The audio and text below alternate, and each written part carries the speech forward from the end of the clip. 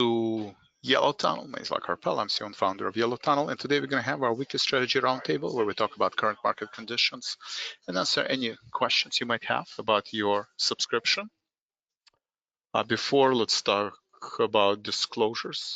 Trading stock and options involve risk, not suitable for everyone. If this is the first time you see the disclosures, I encourage you to visit the link on your screen, optionscreening.com, so you can understand the risk associated with trading stock or options. I'm not a financial advisor, not registered with FINRA nor SEC. I'm showing you what I do in my own account, based on my own risk tolerance level for general education information purposes only. Please consult your financial advisor prior to making any trading decisions. Also, it should not be assumed that the future trade picks will be profitable or will equal past performance. All right, let's take a look.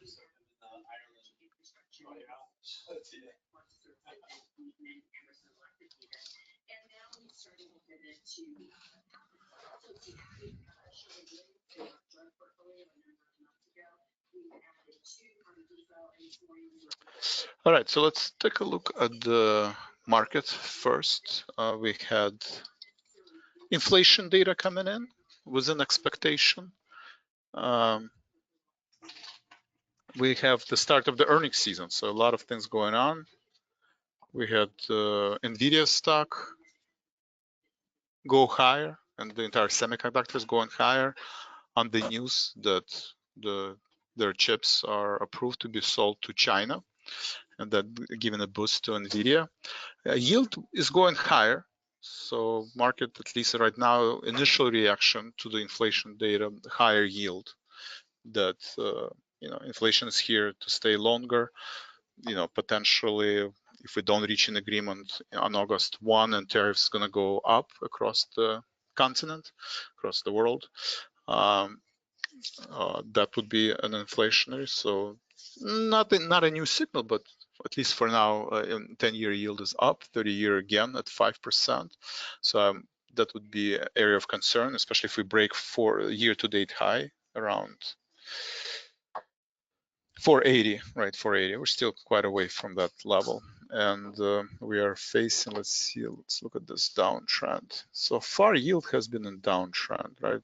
No signs of that the tariffs are causing additional. If I can only draw this line, additional inflation.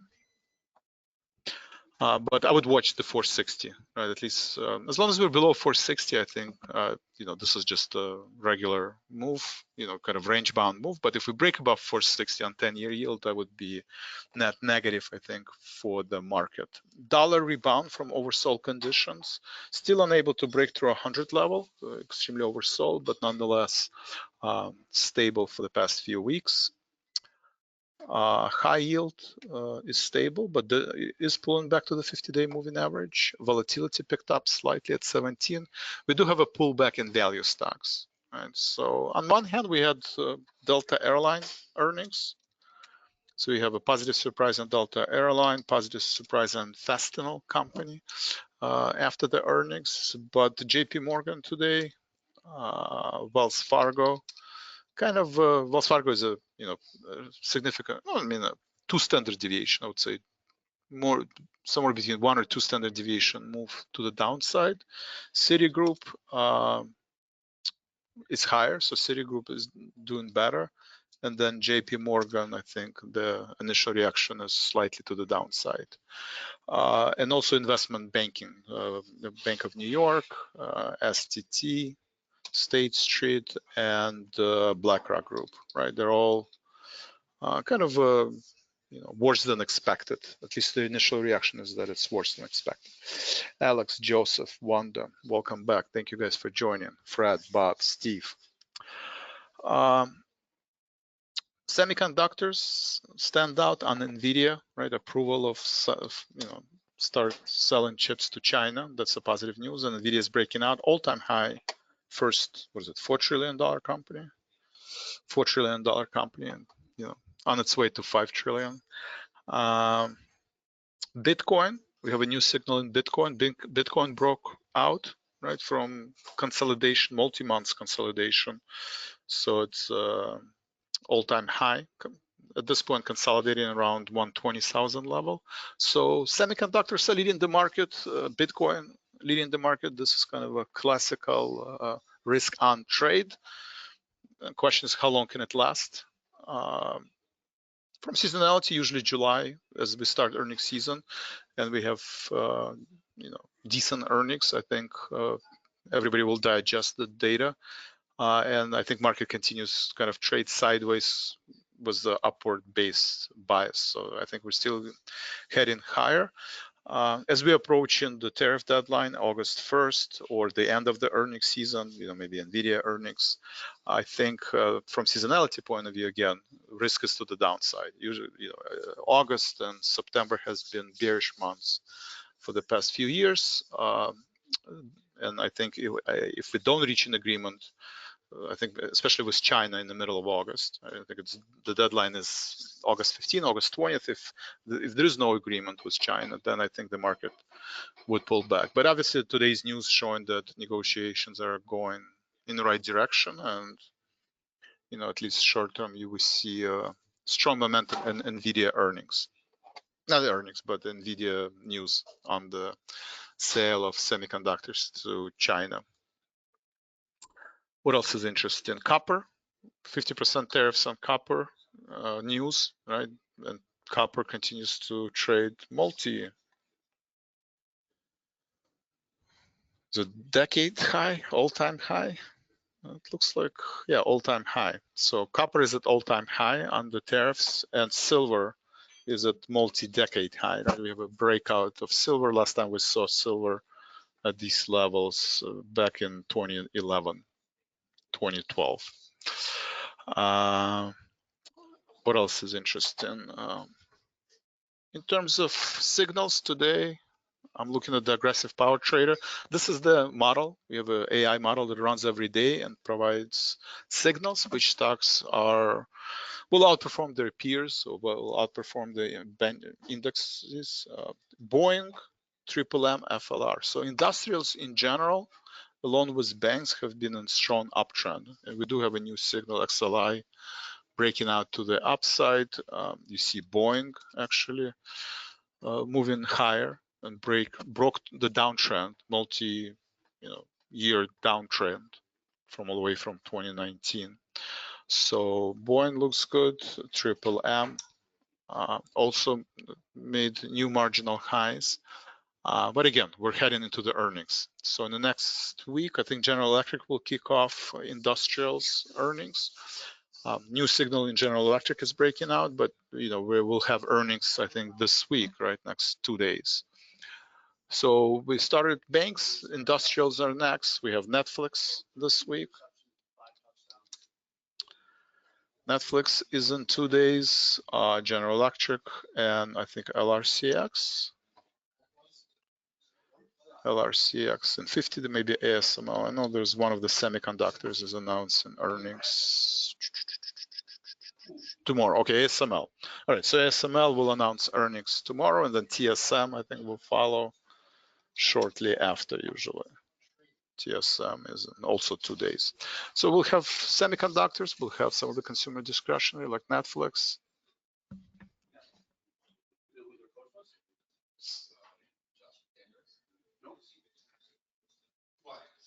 So this is all net positive. Small caps are still underperforming, but taking a pause, but doing a catch-up trade, right? And then I would keep an eye on equal-weighted S&P, right? We do have kind of making new marginal lows again, is unable to break to the top side. So in terms of widening of participation, we started to have a pullback with the earnings in the banks. So we'll see how the industrials do. In terms of looking at the positioning data, if you look at the SPX in terms of next key support and resistance level, I'm looking at the positioning data where people, where buyers and sellers meet. 6,000 is your put wall, so SPX 6,000 still very high level of support. We do have VIX expiration tomorrow that causes usually a spike in volatility. We have equity expiration on Friday. A lot of the contracts will expire, All right, majority of the position will expire, and then that opens the window either for the market to continue going higher or for, to have a pullback. Right now, a lot of the overhead resistance is at 6,300. Most of it, right? That's the call wall, 6,300, and we also been trading 6,200, right? In terms of the put level. So this is your support number one. This is, we're right at 62, so 6,300 is your resistance number one. And then this is kind of equal weight. Majority is a 6,000. It's missing position, but I would say somewhere between 6,100 and 6,1500 is support number two. And then support number three is 6,000. So the expectation is that market is going to trade somewhere between, let's see, 6,100 and 6,400. We have position 6,400. So one standard deviation move would be a trade in here, right? If you look at the distribution curve, possible outcomes, right? 61, 615, strong support, a lot of overhead resistance, 6,300. Right. So scenario number one, we move in two standard deviation, right? We're going to break through the 6,300, 6,400, right? And continue going higher because the earnings are stronger than expected. We reach an agreement with China, with Canada and European Union, and market continues to go higher. There's no signs of inflation or the tariffs are, detrimentally affecting the equity market. So you have a scenario number one. Scenario number two, still trading range bound. We can see cooling in the employment market. People have hard time finding jobs, especially college graduates having hard time finding job. Maybe we have a little spike in the unemployment data, or we still can reach an agreement with most of the countries on tariffs. So we trade range bound, somewhere between 6,100, right, and 6,400. And scenario number three, we break through this highest gamma wall, right? This is the put wall, 6,000.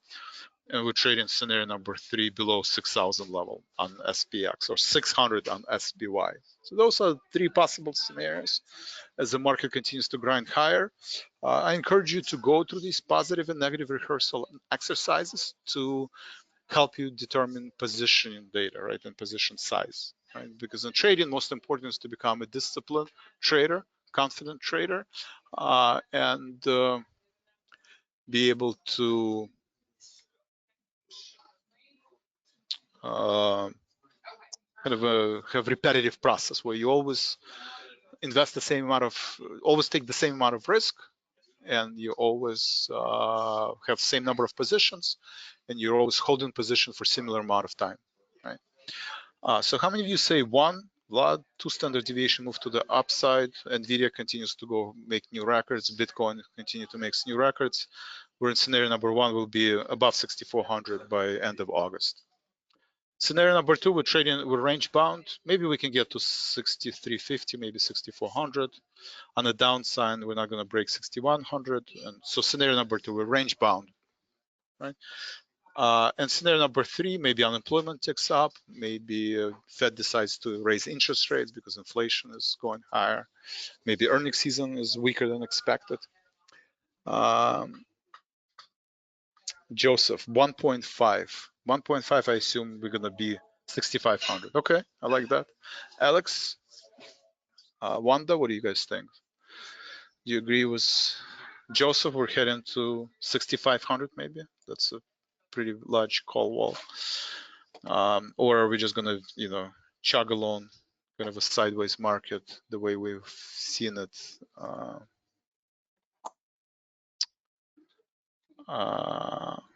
in the past few weeks, right? Spiders has been trading sideways in the past 3 weeks, right? Not going anywhere, almost identical line. I mean, that could continue for the next 4 weeks, right? Alex, 2.5. Okay, 2.5. All right, so positive bias. Okay. I'm gonna go with Alex. Robert, welcome back. I'm gonna go with Alex answer. I think 2.5 is the way. I think market continues to grind higher July, August. I always compare to 2018, the first administration. where we had a pullback in January, and then market reached its top all the way till September of 2018, right? And then it kind of reached the top August, September, and then started pulling back on the negotiations with China. And then once Powell raised rates, it dropped, made new lows, right? Made new lows. I don't think we're going to make new lows. I don't think Powell is going to raise rates this time around, but we could be down anywhere from 10 to 20%, right, in September, October. But until then, I think market. I agree with Alex. I think we trade sideways with a positive bias. Right? And for now, you can see 625 has been a significant overhead resistance, right? 6250, 6300. And we've attempted multiple attempts to break through the 6300 on SPX, right? And they all fail, but in July at least, right? So it's the third attempt in July to break through that 6300 on SPX, cash settled index, and now kind of a reversal, and we're at the same level. Oh, Alex, negative bias, 2.5 the other way. Sorry, 2.5 the other way. 1.5 was negative bias. Okay, I apologize. I think until end of August, or at least middle of August. Well, assuming that on August 1st, we're not going to impose 30% tariffs across all of our major trading partners. If we do, then I think the 6,000 will not hold, right? But I still think this level holds, right? And actually positive bias, right? So I think we trade somewhere in here, right? Depending on the earnings.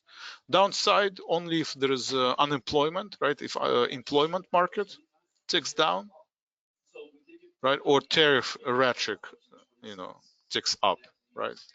So if there's significant news on tariff side or significant news on employment market, that will break us to the downside. But assuming that's not the case, right now we do have a pretty large position at 6,000 level. We've stayed above this level for quite some time. I think that level holds. Thank you, Alex. Some baseline tariffs, but countries that get deal Vietnam get 20% tariff instead. I totally agree, Alex. If you think, sometime in August, we're not going to reach an agreement with Vietnam, South Korea, Canada, European Union, this level will not hold, right? It will not hold, right? Because we're going to have a repetition of April, right? This rally is based on the assumption that, 10%, 15% tariff is a baseline. I think the new information was 20% tariff across all countries on August 1st. I think that was hit the headline news. So if we're going to double the expected tariffs across all the major trading partners, I think market will not like that, right? Market will pull back similar to April. Whether we will or will not happen, that I don't have a strong opinion.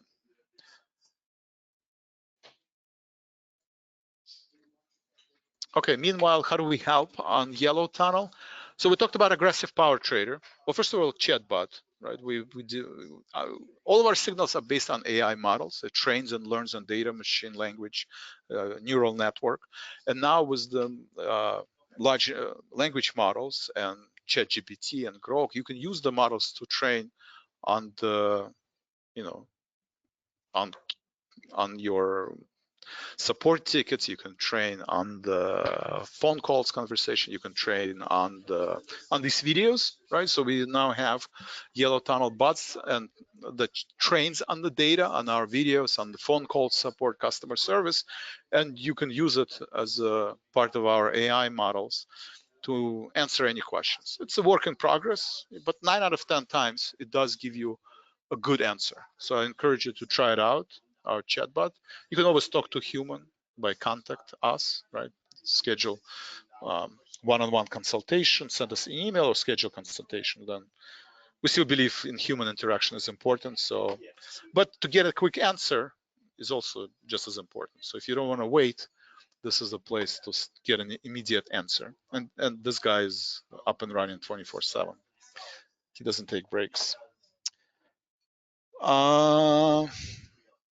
So aggressive power trader is the model that gets output every day. It shows Boeing floor, triple M this week. If you look at the history trades, you know, we had Apple, AMAT, Spiders, right? As some of the yesterday was sorry.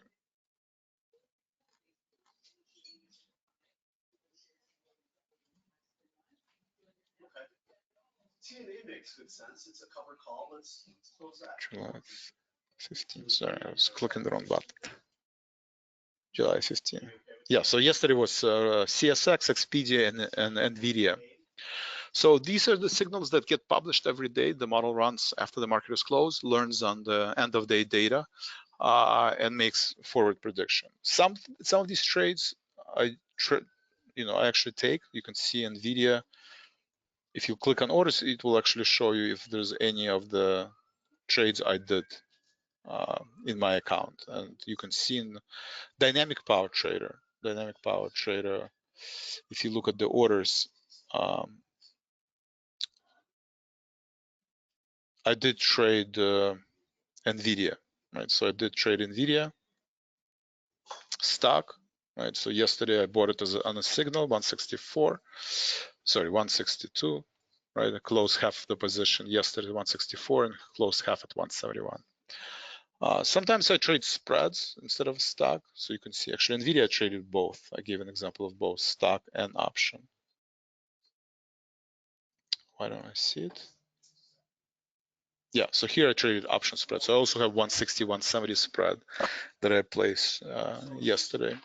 And you have other positions like JP Morgan and Expedia, which I trade together up higher. Your NVIDIA chart yesterday shows a downtrend. So this is end of day data, right? For the next 10 days, the model does see prediction 173. The question is, why do we see downtrend in NVIDIA? The reason we see downtrend data because the longer term prediction, like for the next months, 3 months, they are updated only on the first of each month, and it looks at the long-term trend. If you look at the long-term trend, NVIDIA is reaching overbought levels, right? It's overbought levels. The model basically says that it's too fast, too far, right? But the daily prediction and 10-day prediction, it does see that potentially it can reach 173, right? This was posted yesterday before the close. So if you look in the next 10 days, NVIDIA is obviously in a strong uptrend. But if you zoom out and look in the next 3 months, a model basically says that you probably want to take some profits, right? You probably want to take some profits because NVIDIA is overextended, right? We just went almost double in price since April lows, right? And, we'll see how the earnings, if the earnings justify $4 trillion evaluations or not.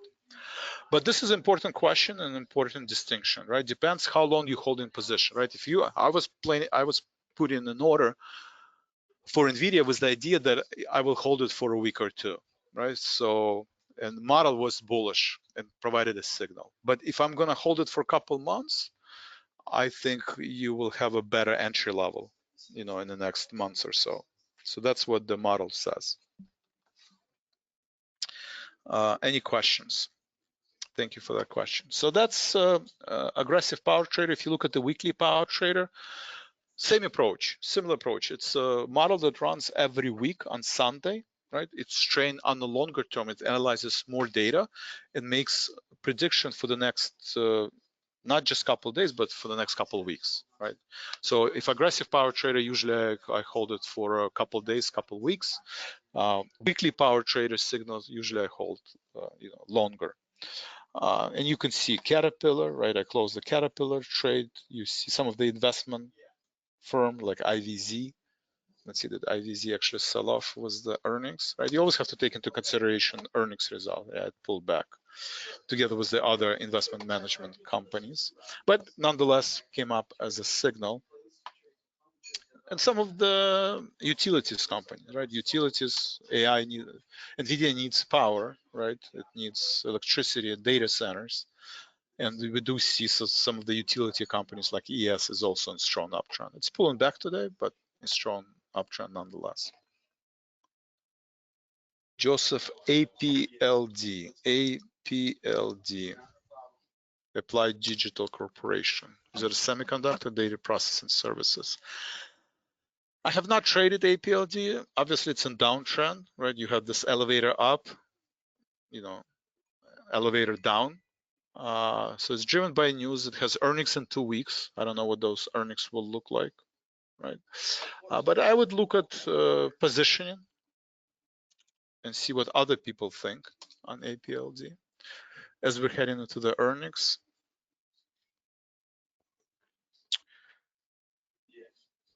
It's a $10 stock. Gamma Flip is at $5, so it's as long as it's above $5, you do have support right here, but it's pretty far. Let's see, where's the gamma? So you have a put wall is at $9, so you do have a support at 9. 50-day moving average, 200-day moving average. So in terms of risk versus reward, you have a maybe $1 or $2 to the downside, you have $4 to $6 to the upside, right? So risk versus reward, I like that. Earnings, it's a flip coin. I have no idea what the earnings will look like. And in terms of what other people think, let's see, expected move, right? You can look at the expected move on APLD.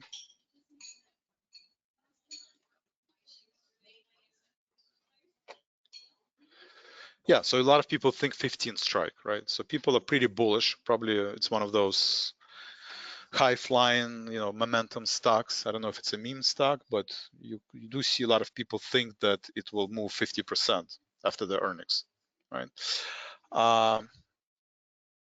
Pretty liquid name, obviously very volatile. It all depends on the earnings, right? In 15 days, it could be a $15 stock, and I think it could be an $8 stock. Right now, it looks like it's getting oversold and not making new lows for the past few weeks. So if you are bullish, usually this is a good setup to go long, right? After significant sell-off, right? It's down, what, 50%, 30% down. So it's 30% down and curls up.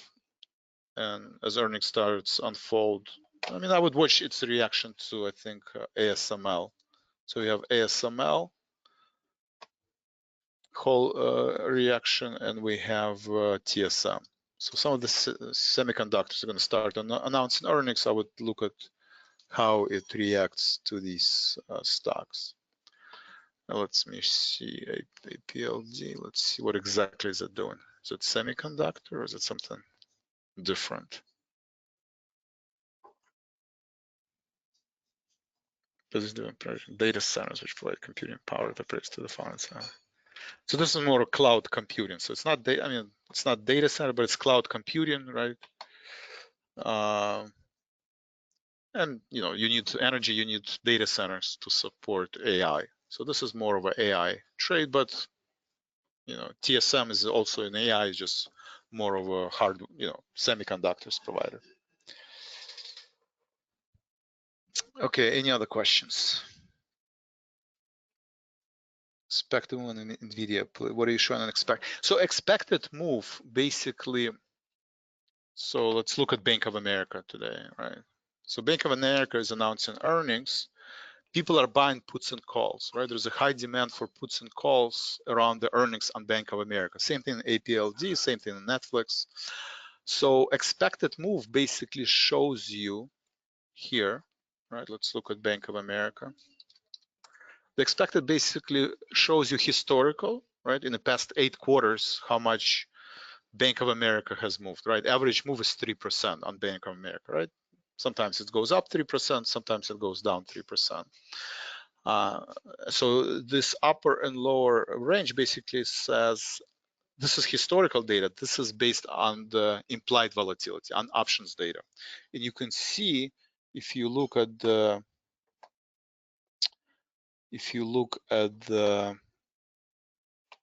historical volatility versus the implied volatility on the options for Bank of America, you can see as you approaching the earnings, IV rank is not the highest right now, but it's elevated, right? It's elevated. And you can see the trend. Short term, it's in downtrend. Long term, uptrend as you approach into earnings, right? So implied volatility basically says, based on supply and demand of puts and calls, if Bank of America has good earnings, it could be a $48, $50 stock, right? You can see a lot of position at 50, and if it has better earnings, it could be $45, $44 stock, right? And we've seen perfect example today, right, where Wells Fargo is down 5%, right? Wells Fargo is down 6%, and Citigroup is up 3%, right? So that would be the expected move. What's expected move on NVIDIA? Let's look. So based on the current supply, NVIDIA earnings is August 27th, right? So we're still, more than a month away. You can see August 27th, the expectation is 10%, right? So right now, market expects that NVIDIA, based on the earnings, right? Based on the earnings, NVIDIA could be, 10% up. It could be at $190, $200 stock. Let's see how much exposure does NVIDIA has. I'm sure a lot of people already buying 200 calls. Let's try to look at it. Yep, 300, or actually 300, but 200, right? So next level is 200. You can see a lot of people buying 300 calls, right? So that's basically expectation that NVIDIA is going to go up by 50%. So some people think it's going to go up by 50%. Some people are still holding 100 calls, so they think it's going to be down by 50%, right? So pretty large positioning, right? But next expectation into the earnings 200 level, right? So I think it's a 10% move, right? So NVIDIA, if I just do by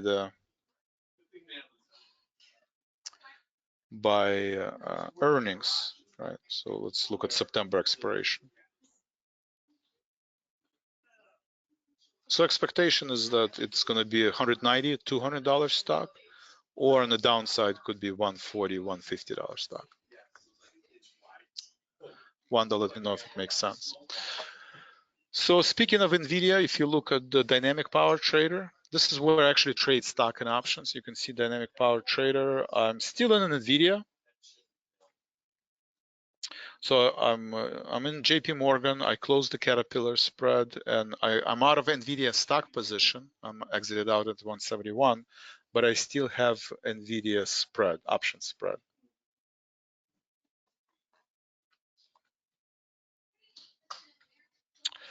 And I'm long JP Morgan and Expedia. So that's dynamic power trader. You can actually see my positions.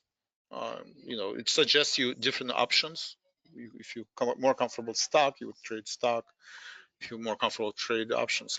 It gives you the entry point, right? For Caterpillar, consider buying as it approaches 400. Consider selling as it approaches 410. So the entry point optimization, I would use the AI model to optimize your entry point and exit points, right? If you planning to enter Caterpillar, 403 sounds like a good entry point, right? If you're planning to reduce or close, wait till 410. If you want to, analyze your own signal, let's say deer or your own model, then you can type in AI analysis, type in deer, and same thing. It'll say 507, consider buying, 518, consider selling, and it shows you, okay, deer is in strong uptrend, and assuming deer has a decent earnings, that uptrend will continue along with Caterpillar. So we do have the AI analysis that you can use. You can enter your email or phone number to get SMS message. You can look at history of our portfolios and signals. And more importantly, you can participate in live trading room every morning. You can participate in live trading room, ask questions, get answers. All right, more people joining. Peter is back. Peter, welcome back. We miss you. At least I missed you. Carol is back. Welcome back. All right, we have a lot of people. Okay, good. So that's dynamic power trader, right? And I would watch the recording and participate in live trading because I think this is a great educational content where Keith, he's used to be a market maker, He's an expert in options trading, worked for hedge funds, so he can give you perspective of a professional trader. You can ask him questions. My background is AI, technology, and you can always ask, kind of ask us our opinion. And this becomes part of your subscription, so I encourage you to try it out. Profit Accelerator is where I only trade stocks, right? So you can see stock positions. If you're more comfortable trading stock, and earnings power trader is where I try to make these larger return on investments, right? Either being long or short volatility. So today, Bank of America, we talked about Bank of America announcing earnings. I decided to sell premium. So here it's actually more the other. I'm taking the other side. I'm selling the volatility, but sometimes I'm long volatility, right? I would buy call spread, or I would buy diagonals. So that would be where you have a well-defined risk and outsized returns. In this case, it's kind of reverse, right? I'm capturing 20 cents, but I'm risking $1.80, right? Because I think 9 out of 10 times Bank of America will not move beyond one standard deviation. Any questions on the earnings power trader, profit accelerator, dynamic power trader, any of the paid services? We do offer blog every Sunday. You can receive a blog, so I do encourage you to sign up for an account. Just enter your email and phone. You'll get our blog. Caterpillar was the blog from this week.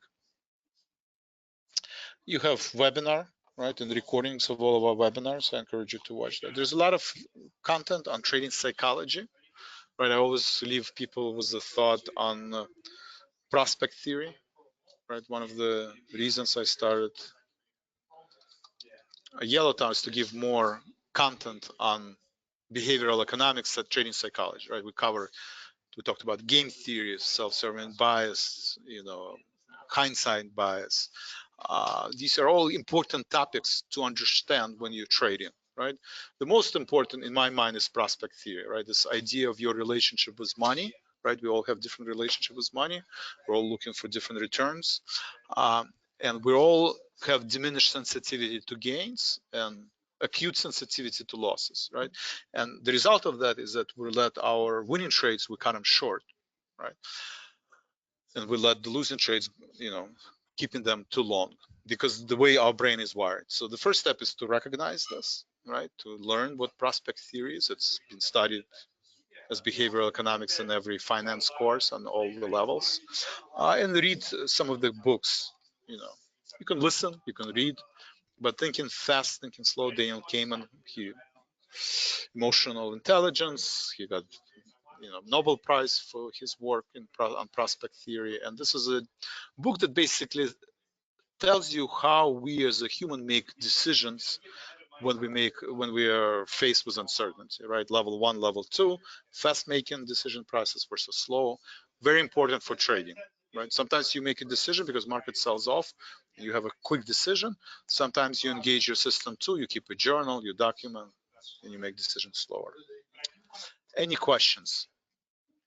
All right, some of you came a little bit later, so I think I analyzed SPX. Alex and I decided that we're gonna be neutral. He's slightly negative, I'm slightly neutral, but I think short term on SPX, there's a very large position at 6,300. We failed to break through it several times. Next would be 64, much smaller level. But this is your resistance number 1. This is your resistance number 2. Alex and I we don't think we're going to break through this level. On the downside, you do have a very first 6,200, where we also failed to break to the downside several times. Right, July. This is the July range.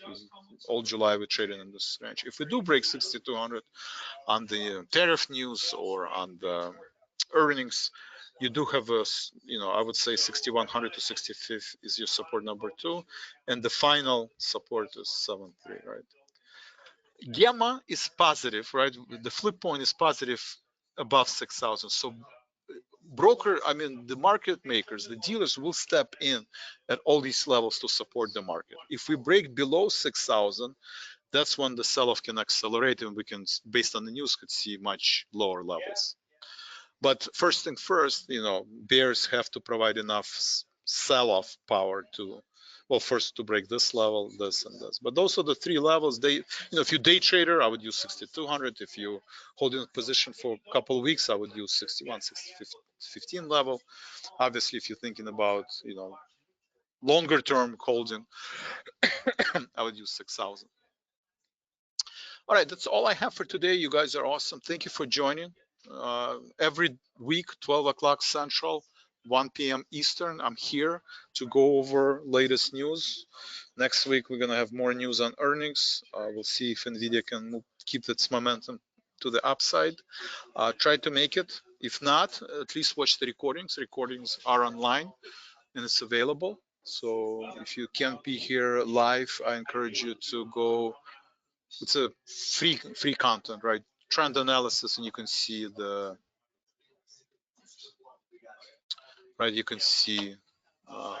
our weekly webinars and watch them. Open up an account, right? It's free. You get blog, you have video content, you have trading psychology, concepts that you can also explore and learn. So that would be. All right. Any other questions? Wanda, thank you kindly. Alex, thank you. Thank you for your support and being here. Joseph, thank you. I appreciate it.